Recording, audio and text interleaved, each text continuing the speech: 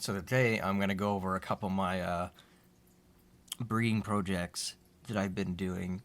The first one that I've been working on for the longest are my crickets. And right now they are laying eggs. They've been laying eggs for about a week or two. In those two laying boxes down there.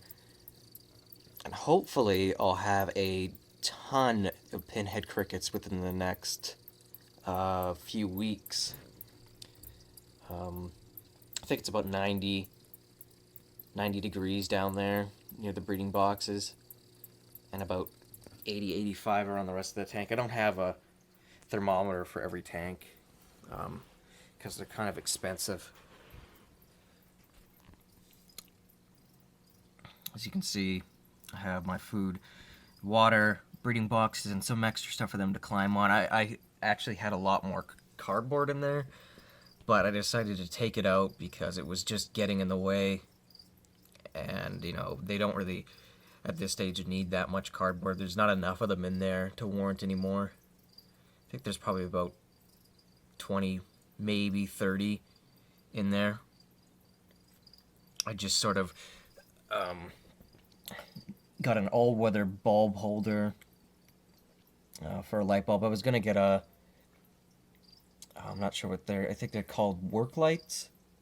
They have or no, they're called dome lights. They're like that. I was going to get some of those at Home Depot, but they were like $20. And then I was going to get a switch light that has a little push-through pin to turn it on and off, but those were out of stock. So we went to Rona, and they didn't have them either, so I just grabbed one of these for about $5 and wired it up with the old wire from the old push-through socket that I had before that didn't work. The next project that I've been working on, which is much more simple, is just fish. I got some fish recently. Got a couple cories. Just move this out of the way. A couple zebras. I have 10 zebras and 2 cories. That cory is really healthy. Most of the fish are pretty healthy, but this one cory over here has developed this white sort of growth. I checked it out this morning. It looks sort of like an extra fin. When I got it, it had the top part of its fin missing, and I've been keeping a close eye on it to make sure that that cory is healthy and active, and they seem pretty healthy, but I'm going to keep an eye on them because that little fin growth is worrying. My tank's fairly clean. I do water changes once a week, about 10 to 25%, just to keep everything clean. And then I have this little breeder box. I think that's a female. It's full of eggs. I just want to see if I can potentially breed a couple of zebras. I don't think that they've done anything. They've been in there for an hour. I'll take them out tomorrow. See if they lay any eggs. See if anything happens.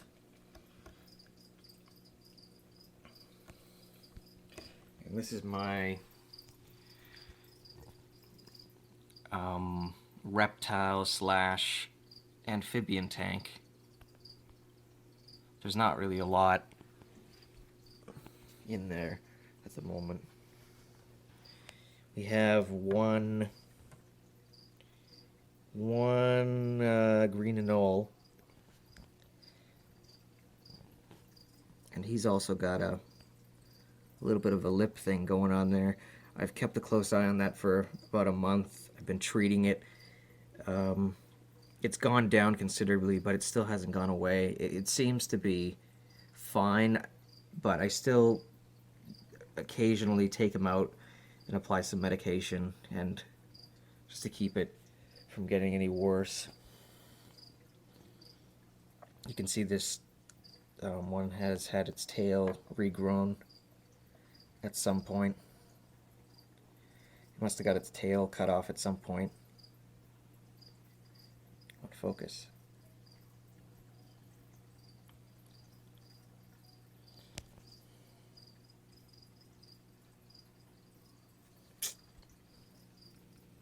There's a couple of green tree frogs in here.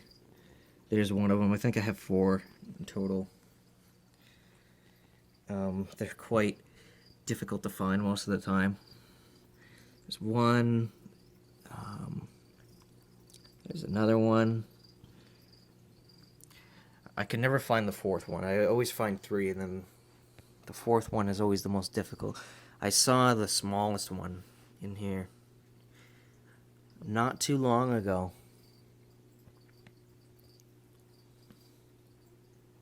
Let's see if I can find him. He was on the top of the leaves, but I guess he moved. Just open it up, give you a better view.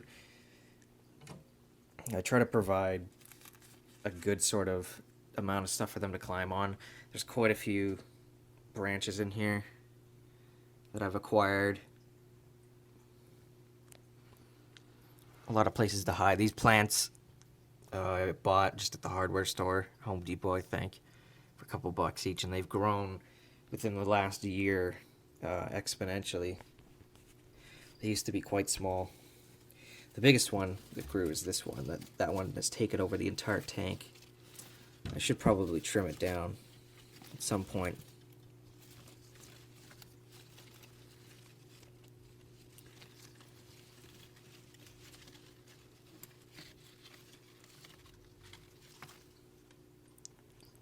Well, there's one.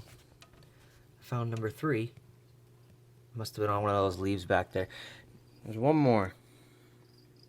Oh, there it is. I haven't seen a frog down here in quite a while since I put my new soil in here last week. I moved all the plants around. There we go. I think I have 3 males and 1 female. I'm pretty sure the largest one is a female because it doesn't have the dark sac, and I've never seen or heard it ribbit or croak or whatever you want to say. I've never heard it make a noise. I think that's this one. I'm pretty sure it could be the other one on the other leaf back there. I'm pretty sure it's not. I'm pretty sure this is the female. I was expecting tadpoles, but that never happened, and it still might. But what did happen is that I actually I used to have a different kind of frog, but sadly they all passed away a few years ago. They don't have a super long lifespan. Yeah, they only have a lifespan of 3 to 5 years, and I think I caught mine right at the end of their lifespan, or somewhere in the very, very middle, because I only had a couple, 1 or 2 of them. They live for quite a long time. Comparatively, they're pretty tough. These are native tree frogs that we have in our backyard here in Canada, and they're called Pacific tree frogs or coarse frogs. That's a male. I actually found a male and a female, which was really lucky. The male's over there, the female's hiding under the rock. This is actually my tadpole tank that I set up yesterday. I went on Craigslist and bought a tank because I did not have another tank to set anything up. I'm going to see if I can show you the female. She's hiding under the stump. I picked these out of the forest too. I made sure that they were solid pieces of wood so they didn't have any bugs in them.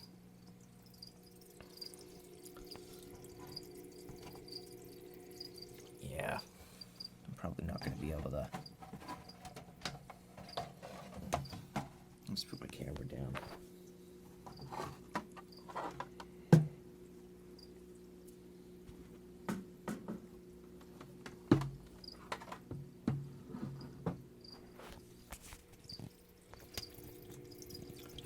Just overturn this rock. Oh, actually, I saw her come out.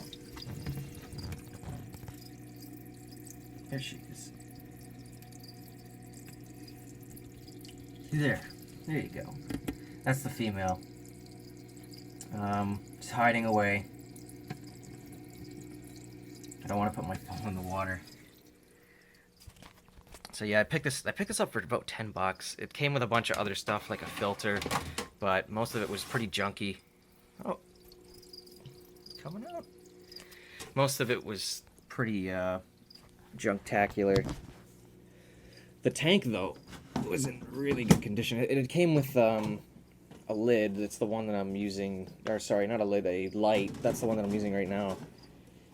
Which is good because I really didn't want to go and buy a dome light from the pet store because they are heinously expensive. They're about $20. It came with one of these, so I just put a CFL and one of the tube lights in there. And that seems to work just fine. It's the same sort of thing that I have up there. I have a standard CFL, a 60 watt daytime bulb, and a UVB high. I think it's a UVB 200, the highest one. Since this is a really tall tank, it needs to penetrate this mesh, so they get enough UVB. I'll probably just go find the little box. Yeah, I found the box here. It's one of these. I did a lot of research on having a tall vivarium or a terrarium, and it's recommended if you have mesh to get one of these because it will penetrate the mesh more easily. Mine actually doesn't penetrate that far. I almost wish I had a dome up there, but they're so expensive. I think it's like $50 for a dual dome, and the light bulb was like $30, so you're just handing out your money.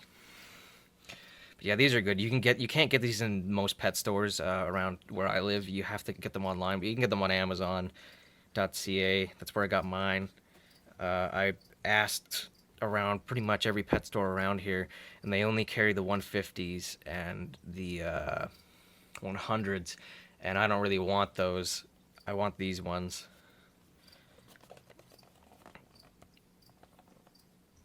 Yeah, even when I do my testing with my UVB strip, it's one of those detector cards that you use. You stick it under the lamp. It actually doesn't make a lot of UVB, so it's perfectly safe. Yeah. There's the chart. If it didn't have the mesh, I'd probably use a different bulb, but since it does, I can't really use anything else at the moment. So, on the last thing that I'm going to show you are what I found down at the river with the frogs. I found frog eggs.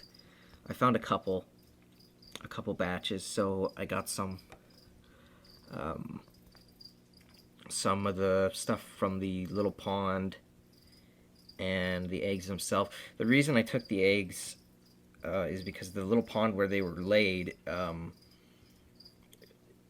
it's not going to stay there for very long. It's one of those temporary ponds. Basically, it's like a little ditch that has been dug out, not for irrigation or anything, but like a little dip in the dirt. Just a little tiny puddle, basically, and probably in about a week or less, it'll be completely gone, and all these tadpoles or frog eggs, they're not tadpoles yet, they'd all be basically dead, which is unfortunate. So what I'm going to do is I'm going to take these, I'm going to put them in my tadpole tank when they hatch, and I'm going to move this pump over here. I'm going to move it into the rocks at the very, very back so it isn't as powerful. I just want to have some flow so that the water is actually moving. I could actually leave it where it is if it's not too powerful, but I think I'm gonna move it to the back just to make sure that it's not too powerful for the little tadpoles. But yeah, when they hatch, I'll make another video and show you how it's going. And if my pinheads hatch, I'll do the same. Hopefully within the next couple weeks, I'll have a couple thousand pinheads, and when they hatch, hopefully by the time these turn into frogs, I'll have something to feed them before I release them. But yeah, I only have one of these. This is from the tank up there. I just took it out so I could measure the temperature, just to make sure that it was at least at 75, so that it's warm enough. All right, that's all I wanted to share.